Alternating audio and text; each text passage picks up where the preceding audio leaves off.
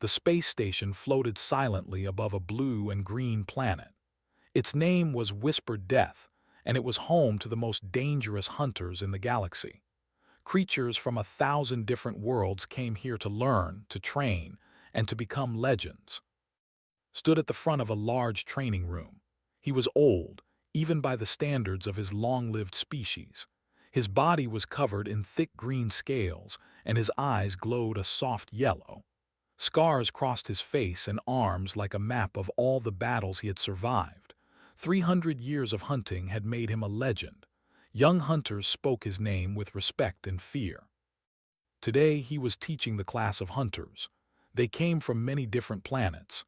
Some had fur, some had feathers, some had skin that changed colors. But they all had one thing in common. They wanted to become the greatest hunters the galaxy had ever seen. Pointed to a large screen on the wall, it showed images of different planets. Some were covered in fire. Some were made entirely of ice.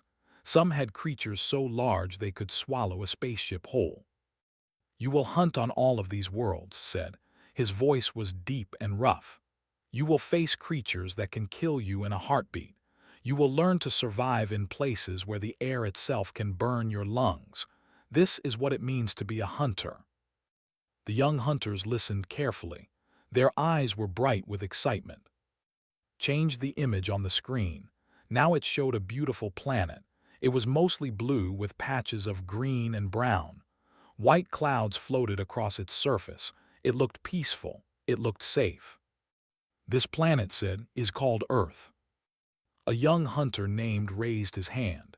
He was from a species that looked like tall birds with sharp beaks and intelligent eyes. "I have never heard of that planet," he said.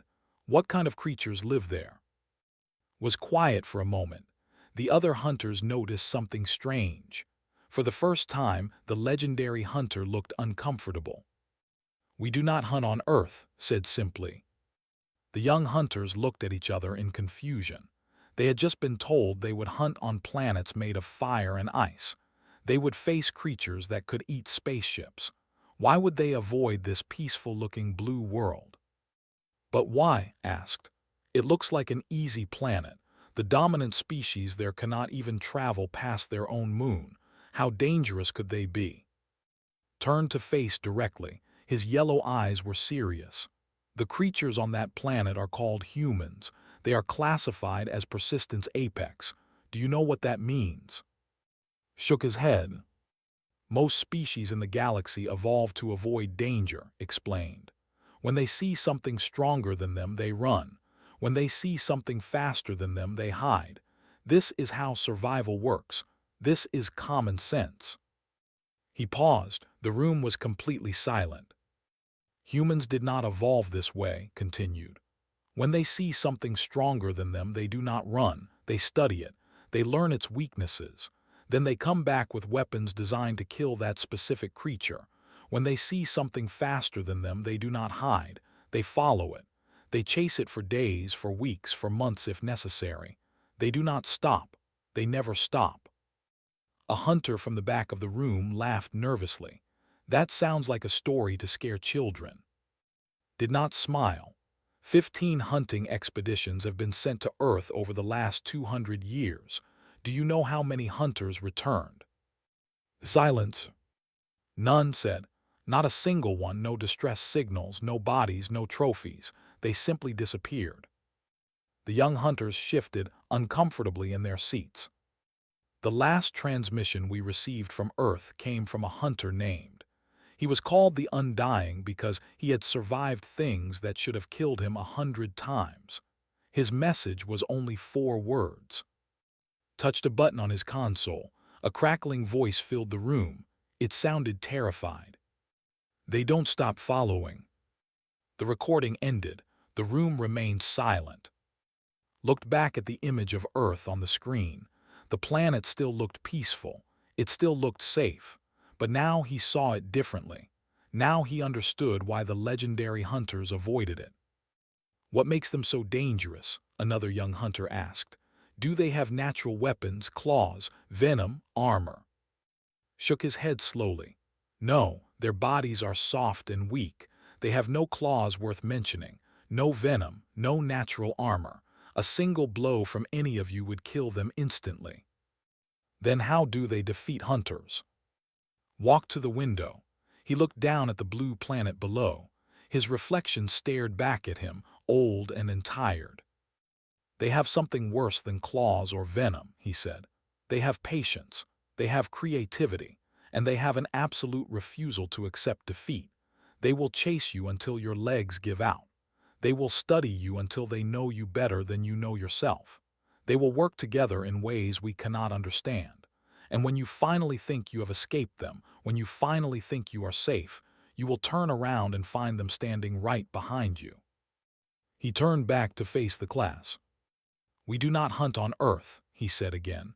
That is the first rule of this guild. That is the only rule that matters. Do you understand? The young hunters nodded quickly. None of them wanted to argue. Far below the space station, on the surface of the forbidden planet, life continued as normal. In a small village in the Korean countryside, an old woman named Bong Soon worked in her vegetable garden. The sun was warm on her back. Birds sang in the nearby trees. She had no idea that a space station full of dangerous hunters floated somewhere above her head. Her grandson visited her every weekend. He was a wildlife researcher who studied the animals in the nearby mountains. He loved his grandmother's cooking and her stories about the old days. "Grandmother," he said one evening, "do you ever wonder if there is life on other planets?" Bong Soon laughed and handed him another bowl of rice. "If there is," she said, "I hope they like kimchi." Smiled and ate his dinner. Outside the window, the stars were beginning to appear in the darkening sky. Somewhere up there, something was watching, but neither of them knew it yet. On the space station, finished his lesson and sent the young hunters away. He stayed behind, standing at the window looking down at Earth. He had not told them everything. He had not told them about his own experience with humans many years ago. He had not told them about the fear he still felt when he remembered that day. He had been young then, young and foolish-like. He had thought the old hunters were exaggerating. He had thought he could prove himself by landing on the forbidden planet. He had been wrong. Touched the longest scar on his face. A human had given him that scar. A small human, barely half his size, armed with nothing but a sharp rock and an absolute refusal to die. He had escaped that day, but just barely, and he had never spoken of it to anyone. "Stay away from Earth," he whispered to the empty room. "Stay away and you might survive." But somewhere in the galaxy, a young hunter was already making plans. A hunter who did not believe in old legends. A hunter who wanted to prove himself. His name was, and he was about to make the worst mistake of his life. Was young by the standards of his species, only 70 years old. His people, could live for 500 years or more. To them, 70 was like being a teenager. He looked like a giant praying mantis. His body was 8 feet tall and covered in a hard shell that shined like diamonds in the light. His arms ended in sharp blades that could cut through metal. His eyes were large and black and saw everything. Had already killed many dangerous creatures. He had fought the burning serpents of 7, creatures made of living fire that could melt steel with a single touch. He had survived the thought-eaters of the void, invisible monsters that fed on fear itself. He had hunted on planets where the ground was made of acid and the rain was made of glass. He was not afraid of anything. That was his problem. Sat in his private ship, looking at the blue planet on his navigation screen. Earth, the forbidden world, the planet that made even legendary hunters like afraid. He laughed quietly to himself. Old hunters always exaggerated. They told scary stories to keep young hunters from taking their glory. That was all this was, a story. The humans could not even travel past their own moon. Their weapons were primitive. Their bodies were weak. How could such creatures possibly defeat hunters who had conquered the galaxy? Decided he would prove everyone wrong. He would land on Earth, hunt its greatest predator, and return with a trophy that would make him famous forever. The old hunters would have to admit they were wrong. The guild would have to recognize his greatness. He set his course for Earth and activated his engines. The journey took 3 days. During that time, studied everything the guild knew about humans. He learned about their cities and their technology. He learned about their history of war and violence. He learned about their strange habit of keeping other animals as pets and friends.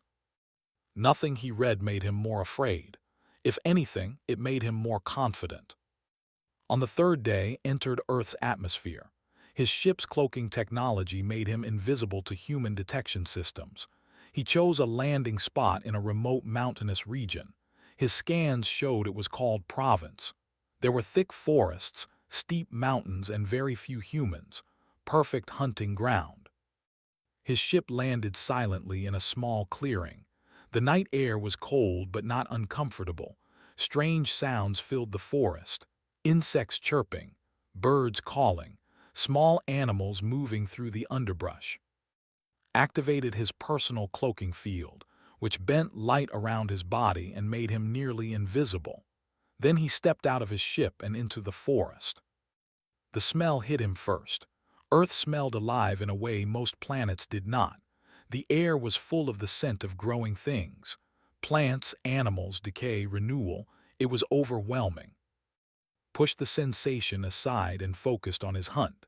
His scanners detected a large animal nearby. It was something the humans called a wild boar, 400 pounds of muscle and tusks, a worthy first target. He moved through the forest like a shadow. His species was naturally silent. His cloaking field made him nearly invisible. The wild boar had no chance. Or so he thought. Found the boar after an hour of tracking. It was digging in the earth, searching for roots to eat. He raised his blade arm, preparing to strike. Then he heard a sound behind him. He spun around, his hunting instincts screaming danger. But there was nothing there, just trees and darkness and silence. No, wait, there was something. A light moving through the forest about 200 meters away, and voices, human voices. Froze, his cloaking field should make him invisible. Humans could not possibly see him. But the light was moving in his direction, slowly, steadily, as if the humans knew exactly where he was. He abandoned the boar and moved deeper into the forest. He needed to put distance between himself and these humans. He needed to understand what was happening. After running for 10 minutes, he stopped and checked his surroundings. The humans were gone. He was alone. Let out a breath he did not know he was holding. He was being foolish. The humans had probably been walking through the forest for their own reasons. They had not seen him. They could not have seen him. He found a hidden spot between 2 large rocks and decided to rest until morning. He set up 3 traps around his position. They were small devices that would release a powerful knockout gas if anything came close. Any creature that approached would fall asleep instantly. Satisfied with his security, closed his eyes and entered a light sleep. He woke at dawn. The forest was quiet. Birds sang in the trees. Sunlight filtered through the leaves. Checked his traps. All 3 had been disabled. Not triggered, disabled. Someone had carefully taken them apart, piece by piece, without setting them off. The pieces were arranged neatly on the ground. And next to each disabled trap, someone had left a small package of food. Stared at the food packages for a long time. His mind could not understand what he was seeing. Who had done this? How had they found his traps? How had they disabled them without triggering them? Why had they left food? A cold feeling spread through his body. For the first time since landing on Earth, felt something he had not felt in many years. Fear. He gathered his equipment and moved to a new location. He chose a spot on higher ground where he could see anyone approaching. He set up new traps, more advanced ones this time. He activated every sensor on his suit. Nothing would surprise him again. By midday, he saw his first human up close. She was old, very old by human standards. Her hair was white and her face was covered in wrinkles. She was small, barely reaching his chest even though he was crouching. She was walking through the forest alone, carrying a basket and a farming tool. She looked like she was collecting mushrooms or herbs. Held perfectly still, his cloaking field was active, she could not see him. The old woman stopped walking. She turned her head slowly and looked directly at the spot where was hiding. She could not see him, that was impossible. But her eyes narrowed, and she gripped her farming tool a little. "I know you are there," she said in a language translator could understand. "I can feel you watching me." Did not move, did not breathe. The old woman waited for a moment. Then she nodded to herself, as if confirming something she already knew. "If you are hungry," she said, "there is food in my house. If you are cold, there is a fire. If you are lost, I can show you the way." Then she picked up her basket and continued walking. She did not look back. She did not seem afraid. Watched her go. His hearts were beating fast. His hands were shaking. Her name was, she was 73 years old. She had lived in these mountains her entire life. She knew every tree, every rock, every stream. And she knew when something did not belong. Waited until she was gone, then ran in the opposite direction. He needed to find a new hiding spot. He needed to stay away from the humans. He needed to survive until his emergency beacon could bring help. But as he ran, a terrible thought entered his mind. What if there was no hiding from these creatures? What if the old hunters had been right all along? Activated his emergency beacon on the second night.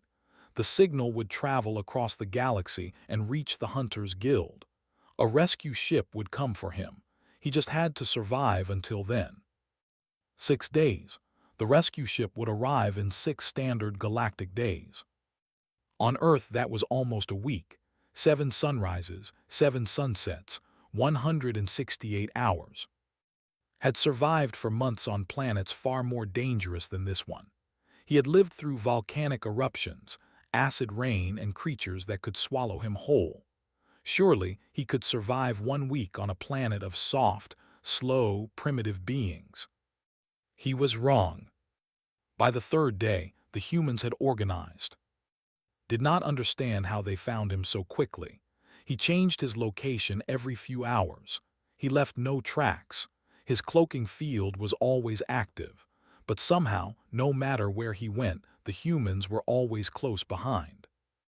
A young man named led the tracking team. He was 28 years old and had served in the military for 6 years. He had trained in mountain warfare and wilderness survival. He knew how to track animals through the densest forest and the roughest terrain. But he had never tracked an alien before. This was new. This was exciting. "Look at this," said to his team. He was pointing at a patch of disturbed soil. "Something heavy stood here recently. The impression is deep, but the shape is wrong. Not human. Not any animal I know." His team gathered around to look. There were 5 of them, all volunteers from the local emergency response group. They had heard reports of strange lights in the mountains. They had found the disabled traps and the strange technology inside them. They knew something unusual was hiding in their forest. "It is moving northeast," said, studying the ground. "Fast but not running, it is being careful." "Should we call the government?" one of his team members asked. Shook his head. "Not yet. We do not know what this thing is. We do not know if it is dangerous. Let us find it first and see what we are dealing with." They moved through the forest like ghosts, had taught them well. They made no noise. They left no obvious tracks. They communicated with hand signals instead of voices. Within 3 hours, they found his latest hiding spot. He was already gone, but he had left in a hurry. His cooking equipment was still warm. His sleeping area was still disturbed. "It knows we are following," said quietly. "It is scared." This surprised him. Whatever this creature was, it had technology far beyond anything humans possessed. It had come from somewhere among the stars. It should have every advantage. But it was running, it was hiding, it was scared. Smiled slightly. Good, he said. Scared creatures make mistakes. Meanwhile, was having the worst day of his life. He had set up a perfect ambush near a stream. He had positioned himself downwind, behind thick cover, with clear sight lines in all directions. His weapons were ready. If the humans came close, he would incapacitate them with his neural disruptor and escape while they were unconscious. But the humans did not approach from the directions he expected. They did not approach at all. Instead, they simply surrounded the area and waited. They did not try to attack. They did not try to capture him. They just waited. Watched them through his scanner. There were 5 of them spread out in a wide circle around his position. They were eating food from small containers. They were talking quietly among themselves. One of them was even taking a nap. They did not seem worried. They did not seem afraid. They were acting like this was completely normal. Did not understand. What kind of hunting strategy was this? Hours passed. The humans did not move. Grew hungry, then thirsty, then exhausted. His muscles ached from holding the same position for so long. Finally, as the sun began to set, he made a decision. He would break through their line and escape. His cloaking field would hide him. His speed would carry him past them before they could react. He burst from his hiding spot and ran. He made it exactly 20 meters before he stepped into a net hidden under fallen leaves. The net wrapped around his legs and pulled tight, sending him crashing to the ground. Slashed at the net with his blade arms, cutting himself free in seconds. But those seconds were enough. When he looked up, the humans were already there, standing in a circle around him. He raised his neural disruptor. One of the humans, a young woman with bright, curious eyes, held up her hands to show she was unarmed. "Wait," she said. "Please wait. We do not want to hurt you." His translator converted her words into his language. He heard them clearly, but he did not understand them. "Who are you?" he demanded. "Why are you following me?" The young woman smiled. Her name was. She was 24 years old and studying zoology at the university. She had spent the last 2 days working with her professor to build a translation device based on signals from ship. "My name is," she said slowly, carefully. "We have been looking for you because we want to help." "Help," repeated. The word made no sense. He was a hunter. He was dangerous. Why would they want to help him? "You have been in these mountains for days," continued. "You look tired and hungry. We found your traps and we were worried you might be lost or hurt." Stared at her. His mind struggled to process what he was hearing. Behind, an old woman pushed her way through the circle of humans, recognized her immediately. It was the grandmother who had seen through his cloaking field. She was carrying a container of food. She walked right up to, completely unafraid, and held it out to him.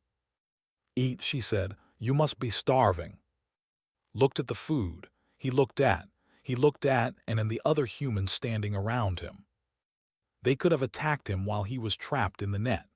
They could have called for more humans, brought weapons, tried to kill him. Instead, they had brought food and translation devices and concerned expressions. They were not hunting him. They were worried about him. This was wrong. This was completely wrong. Hunters did not worry about their prey. Prey did not walk up to predators and offer them food. Did not know how to respond to this. His entire understanding of the universe was crumbling. So he did the only thing that made sense. He ran. He pushed past, jumped over, and disappeared into the darkening forest. Behind him, he heard the humans calling out, asking him to wait, asking him to come back. But he did not stop. He could not stop. He needed to get away from these impossible creatures and their impossible kindness. He ran until his legs gave out. Then he collapsed against a tree and tried to make sense of what had just happened. The humans had caught him. They had him surrounded. They could have done anything they wanted. And they had tried to give him food. had faced monsters across the galaxy. He had killed creatures that existed in multiple dimensions. He had never been truly afraid. But now, alone in the darkness, surrounded by creatures who hunted with kindness, was terrified. 5 days had passed since landed on Earth. 5 days of running, 5 days of hiding, 5 days of slowly going insane. The humans never stopped. They never gave up. No matter how far he ran, no matter how well he hid, they always found him within hours. They did not attack. They did not threaten. They just followed, patiently, persistently, like the rising of the sun. And they always brought food. Had stopped eating the food they left for him. He was afraid it might be poisoned or drugged. Instead, he survived on emergency rations from his ship and water from mountain streams. But the rations were running out, and his body was getting weaker. On the morning of the 5th day, made his final stand. He found a small cave on the side of a cliff. There was only one entrance which he could easily defend. He positioned himself at the back of the cave, his neural disruptor ready, and waited. The humans would come. They always came, and when they did, he would be ready. Hours passed. The sun rose higher in the sky. Birds sang outside the cave. A small creature with a bushy tail sat on a rock near the entrance and watched him curiously. Then he heard footsteps, just one set, slow and heavy. Raised his weapon. An old man appeared at the mouth of the cave. He was short and thick, with white hair and a weathered face. He walked with a slight limp, favoring his left leg. He was carrying something in his hands. A thermos, the kind humans used to keep drinks warm. The old man looked into the cave, squinting at the darkness. He saw crouching at the back, weapon raised and ready. He did not seem surprised. He did not seem afraid. He sighed heavily and shook his head. "You look terrible," he said. His translator converted the words. He gripped his weapon but did not fire. The old man's name was. He was 73 years old. He had served in the military for 30 years before retiring. He had fought in wars and seen things that still gave him nightmares. He had a bad knee, a bad back, and a bad attitude. But he also had a kind heart that he tried very hard to hide. "I brought soup," said, holding up the thermos. "My daughter-in-law made it this morning. She makes the best soup in the village." Did not lower his weapon. Sighed again. He looked around the cave entrance, found a flat rock and sat down on it. His bad knee popped loudly. "I am not going anywhere," he announced. "So you might as well put that thing down and talk to me like a civilized being." "Why?" demanded. His voice was rough from disuse. "Why are you doing this? Why do you keep following me? What do you want?" Opened the thermos and poured some soup into a small cup. The smell filled the cave. It was warm and rich and made his empty stomach ache with hunger. "You have been running around these mountains for almost a week," said. "You have not eaten properly. You have not slept properly. You look like you are about to collapse." "I am a hunter," said. "I have killed creatures across the galaxy. I do not need your concern." "Everyone needs concern," replied. He took a sip of soup and made a satisfied sound. "Even legendary hunters who have killed creatures across the galaxy." Stared at him. This human was completely unafraid. He was sitting less than 10 meters from an armed alien who could kill him in a heartbeat, and he was drinking soup like he was at a picnic. "You should be afraid of me," said. Laughed. It was a short, rough sound. "Son, I am 73 years old. I have a bad knee, a bad back, and a heart that my doctor says could stop any day now. At this point, I am not afraid of much." He poured another cup of soup and set it on the ground between them. "Drink," he said. "It is good for you. It might be poisoned. If I wanted to poison you, I would not be stupid enough to drink from the same container in front of you." Took another sip to prove his point. "I am old, not dumb." Did not move. Waited. He was very good at waiting. 30 years in the military had taught him that patience was the most important weapon of all. 1 hour passed, then 2, did not move. He just sat on his rock sipping soup, occasionally looking at the sky or watching birds fly past. His arm grew tired from holding his weapon. His stomach growled loudly. His body screamed for food, for rest, for anything except this endless standoff. Finally, something inside him broke. He lowered his weapon, nodded approvingly. "Good, now come drink your soup before it gets cold." Crawled forward slowly. He picked up the cup with trembling hands and sniffed it carefully. It smelled like vegetables and meat and spices he did not recognize. He took a sip. It was the most delicious thing he had ever tasted. Drank the entire cup in seconds, then another cup, then another, kept refilling it from the thermos, saying nothing, just watching with satisfied eyes. When the thermos was empty, stood up slowly, his knee popping again. "Come with me," he said.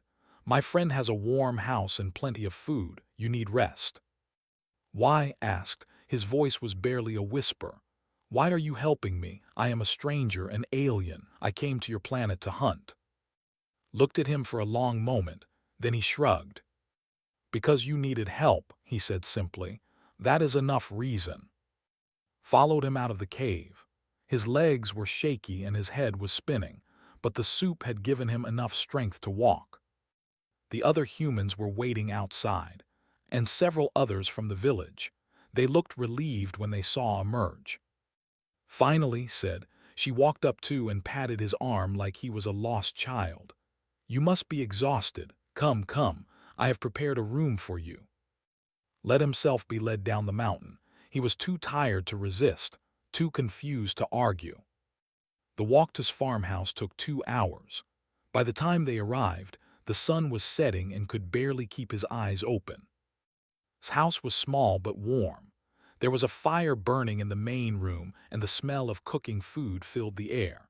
She led to a small bedroom and handed him blankets. "Sleep," she said. "We will talk tomorrow." Lay down on the soft bedding. It was the most comfortable thing he had felt in days. Within minutes, he was asleep. Outside the bedroom door, the villagers gathered to discuss what to do with their unusual guest. "We should call the government," one man said. "No," said firmly. "He is scared and alone. Calling the government will only make things worse." "But he is an alien. He came from space. This is important." "He is a guest," replied. "In my house, guests are treated with respect. No government, not yet." Nodded in agreement. "Let him rest. Let him eat. Let him understand that we mean no harm. Then we can decide what to do." The villagers argued for another hour, but in the end, grandmother won. She always won. The legendary hunter, the killer of monsters, slept peacefully in a human farmhouse, wrapped in blankets knitted by human hands, his stomach full of human soup. He had been captured, but not by weapons or traps or violence. He had been captured by kindness. And he did not know how to escape from that. 6 months passed. The rescue ship from the Hunters Guild had been delayed many times, first by bureaucratic problems, then by mechanical failures, then by the simple fact that no one wanted to go to the Forbidden Planet. When the ship finally arrived in Earth's orbit, the rescue team expected the worst. They expected to find its remains or nothing at all. They expected danger and death and all the terrible things the legends promised. Himself led the extraction team. The old hunter had argued against the rescue mission at first. Earth was too dangerous, had been foolish to go there, but something in his conscience would not let him abandon a fellow hunter, no matter how foolish. The team descended through Earth's atmosphere in full combat gear. Their weapons were charged. Their shields were raised. They were ready for anything. Anything except what they found was in grandmother's garden. He was on his knees in the dirt, carefully planting vegetables, while a group of human children sat nearby, watching and laughing. He was wearing a sweater. A hand-knitted sweater made from colorful yarn with a pattern of flowers on the front. Had made it for him last month when the weather started getting cold. stood at the edge of the garden, his weapon hanging loosely at his side, his mouth open in shock. He said, his translator struggled to convey the disbelief in his voice. "What? What happened to you?" Looked up from his planting. His eyes, which had once been cold and calculating, were now warm and peaceful. He said, "You came. I was beginning to wonder if anyone would. We expected you to be dead." Smiled. It was a strange expression on his alien face, but the humans had taught him how to do it. "I nearly was," he admitted, "but these people saved me." Looked around the garden. More humans were gathering now, drawn by the arrival of the alien ships. They did not seem afraid. They seemed curious. Some of them were even smiling. "I do not understand," said. "The legends say Earth is the most dangerous planet in the galaxy. How are you still alive? How are you planting vegetables?" Stood up slowly. Dirt covered his hands and his borrowed sweater. He looked nothing like the proud hunter who had left the guild 6 months ago. "The legends are wrong," he said. "Or rather, they are right, but not in the way we thought." He gestured for to sit on a nearby bench. The old hunter hesitated, his instincts screaming danger, but finally obeyed. "I was hunted," continued. "Just like the legend said, the humans tracked me through their forests. They surrounded me. They caught me. And then they gave me soup." Stared at him. "Soup." "Soup," confirmed. "And blankets, and a warm place to sleep, and food every day. And kindness, so much kindness that I did not know how to respond." An old woman approached them, recognized her from the guild's files. Grandmother, the first human to spot on that first night. She was carrying a tray of food. "You must be hungry after such a long journey," she said through his translation device. The young woman stood nearby, ready to help with communication. "Sit, eat, tell me about your families." His hand moved toward his weapon instinctively. Caught his arm. "Do not," he said quietly. "She means no harm, none of them do." "But how can you be sure?" Laughed. It was a sound his species rarely made. "Because I have lived with them for 6 months. I have eaten their food. I have worked in their gardens. I have played with their children. They are not predators, they are caretakers." Grandmother pushed the tray of food toward. "Eat," she said again. "You look tired." Looked at the food. He looked at, standing there in his ridiculous sweater, more peaceful than any hunter he had ever seen. Slowly, carefully, he reached out and took a piece of food from the tray. It was delicious. Over the next few hours, the rescue team learned the truth about Earth. Not through fighting or analysis or fear, but through conversation and food and the simple experience of being welcomed. The villagers treated them like honored guests. They asked questions about other planets and other species. They shared stories about their own lives. They laughed at jokes and offered advice and acted as if hosting aliens was the most normal thing in the world. Found sitting alone near the edge of the village. The old hunter was staring at the mountains, his expression troubled. "Something on your mind?" asked, settling down beside him. "I do not understand your species," admitted. "We have conquered worlds. We have killed creatures you cannot imagine. We are the most dangerous hunters in the galaxy, and yet you treat us like people," suggested. "Yes." Shrugged. "That is because you are people. Different looking, sure, from a different place, definitely, but still people. But we came here to hunt, to kill. And instead you found a lost, scared creature who needed help," smiled slightly. "We have a saying here. The measure of a society is how it treats its weakest members. Your friend was weak when we found him. Hungry, tired, scared.